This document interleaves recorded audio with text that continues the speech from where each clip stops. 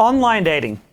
You love it, you hate it, you love that you hate it, or maybe you secretly hate that you love it.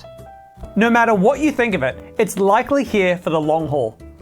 Unfortunately, online dating does face a number of statistical challenges, which means that very regularly these sites don't live up to the hype that they've advertised. Today, I'm going to take a dive into the hidden world of the mathematics of online dating to help explain why it can be so confusing and frustrating at times, and also why it's actually really hard for any of these apps to do anything to rectify the problem.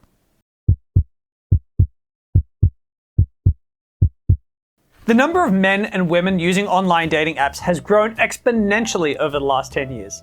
In fact, it's changed from being the place where only sad, creepy, weird individuals would go and try online dating to, in fact, only sad, weird, creepy people haven't tried online dating. Now, in an ideal world, every dating app would work like this. It would take all of its male and female members and it would line them up so everyone matched with a member of the opposite sex, or same sex if that's what you're looking for on the app, but someone who is roughly equal to you in social value, sort of looks and what you have to offer as a partner, and everyone would get matched up fairly down the ladder, so everyone would get matched with partners. If you're really attractive, you get really attractive partners. Less attractive, less interesting, you get less interesting partners, all the way down, but everyone would get partners. Unfortunately, reality has likely shown you the very mean lesson that this is not the case. But why? What's going on here? Well, let's imagine together that we're going to create an online dating app from scratch right now. And you know what we're going to call it? We're going to call it Grumble.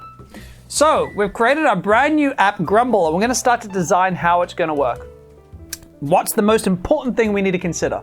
Well, the very most important thing we need to consider is how we're going to get people to use our app and stay on our app and keep returning to our app and not go off to other people's apps like Tinder and Bumble and Hinge. How are we going to prevent them from going back to those apps and stick with us?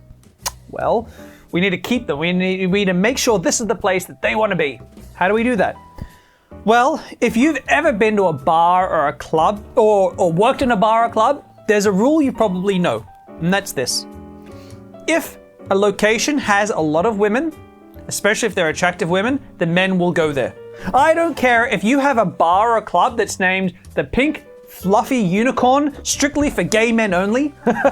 If you've got hot women going there, the men will flock. The men will go. The men will beat down the doors to get inside. They'll pretend to be gay. They'll wear dresses. They don't care, just so they can get there around the hot women. On the flip side, if you get a bar and you fill it with men, women are going to stay clear. In fact, they're generally going to run away from that location and hate it. And that bar, club, will lose money because men will stop going because there are no women. The women don't go because there are too many men, and the bar will collapse. In fact, this is how a lot of nightclubs go. When they hit new thing, they're really great at getting women to go, especially the hottest model, like the women at the top of the social, at least the club's social stag pile. All those women go in, and then after a while, they lose interest and they go elsewhere. And because those women go elsewhere, the men flock and go elsewhere, suddenly the business collapses and clubs can't stay open. That's why clubs often have such a rapid cycle, because women just start going to different places. They get bored of the one place and they go elsewhere. So what that means for our app, Grumble, is that we need to make sure that women want to come and use our app. It's more important to please the women than anything else, because if the women are there, the men will go.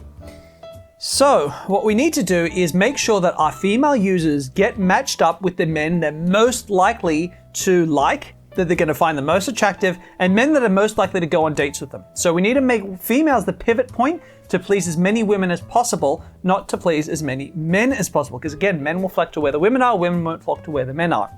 They're the most important clients for an online dating app.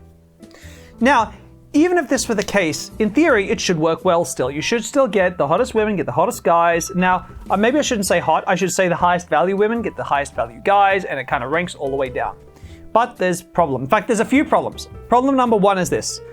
Online dating, the world of online dating, always has more male users than female users. So let's say, look, Tinder's good on the scheme of things compared to other apps. Bumble's good, Hinge is good, but let's use Tinder as a benchmark.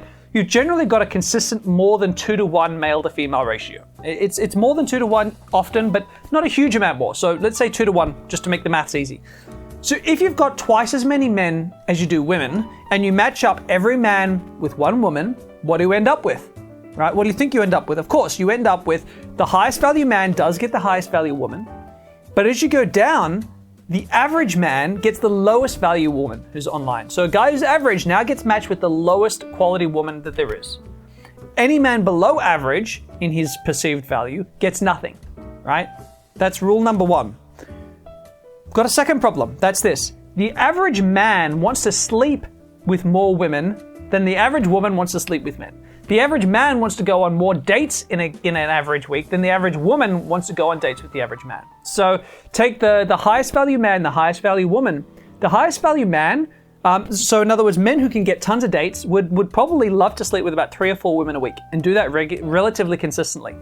Very few women want to do that. Very few. In fact, that's exceedingly rare. So a very promiscuous woman might sleep with 1 new guy a month, 2 new guys a month. I know there are extreme examples where that's not the case, but a great deal of men would happily sleep with 3 or 4 women a week.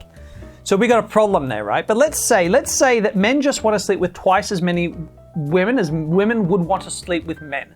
So what that means is that the most attractive men, each man is servicing, so to speak, twice as many women as women can service men. So that pulls everything up even further. So what does that mean? Well, the most desirable man still gets the most desirable woman, but you scale down, and now the man who's in the top 25%, he gets the least desirable woman, right? So the man who's like right at the bottom, the 25 percentile man, gets the least desirable woman online at that point in time. Every man below him gets nothing. So you can see how all of a sudden things start to get squeezed so that women get only the most attractive men. The men lower and down the ranks don't get many women at all. Now, a lot of men blame this on women's hypergamy. Well, women only want to date men who have money. Women only want to date men who are attractive. Women are horrible creatures. And no, I got to make this super clear. Okay, this is maths. This is not hypergamy at play. This is not women being horrible creatures at play. If I gave you an app as a guy, let's say you're a really unattractive guy, you look like a potato, right? And you go on this app, but I start matching you with super hot women. The amount of time it will take you to feel like you deserve super hot women and only super hot women will be measured in weeks. And all of a sudden you're like, I may look like a potato, but women dig me, so I'm the hottest guy around. That's gonna happen. So that's human nature, and we can't blame women for that. That's what's happened with this online dating trend. Now, this is really hard to fix because if you don't please the women in this way, if you start showing women less and less attractive guys and start taking measures to even it out, well, then some other app's going to steal the women away because the women will go where they can get the most attractive men. Where can women get the most attractive men? The sites that show them the most attractive men. That's a problem. So is all hope lost? Well, no. And I thought I'd never say this, but let's look to McDonald's for a little bit of inspiration. If you take a McDonald's burger and you place it next to the hamburger from your local takeaway joint down the road, which looks better? Which looks tastier? Which is tastier? Which do you want to eat actually more often? Odds are the better burger is from your takeaway joint down the road. So why, oh why, does McDonald's sell billions, trillions of hamburgers every day while your burger joint down the road sells maybe hundreds? Why does that happen? It comes down to marketing. Marketing. Have you ever seen a picture of a McDonald's hamburger? Have you ever seen a picture of a Hungry Jack's hamburger? How ridiculously tasty do they look? If you take a picture of a McDonald's burger and put it next to the picture of a takeaway joint hamburger, which looks better? I'm guessing it's the McDonald's hamburger looks better because they've put in a huge amount of effort into taking incredible photos. They've made that hamburger look incredible. Now, you may go to McDonald's and get a hamburger and open it up and go, oh, this doesn't look anything like the photo. But you keep going back, don't you? You know this. You know the McDonald's burger is never going to actually look as good, but you still keep going back. You still keep buying those photos. This is human nature at play. We are sold by quality. We are sold by marketing. Those high quality, well-made photos, that's what we buy. And it's exactly the same on online dating. So what this actually means, I've been working with guys on online dating profiles for quite some time. So the makeup, because you really need to be in that top 20% of men to be getting results. The makeup of that top 20% of men looks like this. It's about 10% the hottest men out there, and then 10% the best marketers out there. And I say this really genuinely that you can get really great matches if you have a well put together profile. But the most important thing are those photos. So how do you get great photos? Well, I've got a 21-point cheat sheet that's going to show you exactly what kind of photos work and what kind of photos don't work on your online dating profile. Go ahead and click the link up here to download right now. But you gotta keep in mind that it's gonna take a little bit of time and it's gonna take a large bit of effort. You really have two options when you want to meet women. One, you go and you learn how to get great at online dating. Two, you learn how to go and get great at approaching in the real world. But the thing is, if you've got really good tuition, like if I help you one-on-one or you do a course with me, you can get really great at online dating in about a month and a half of work. If you go and you work on a cold approaching the real world, it's going to take you 6 months to a year to get really great at it.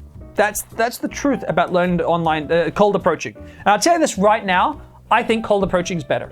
I think everyone is going to get better results cold approaching. Unless you are the hottest man, the hottest 5% of men, you're going to get more attractive women going and approaching the real world. But it takes a lot more work and a lot more effort.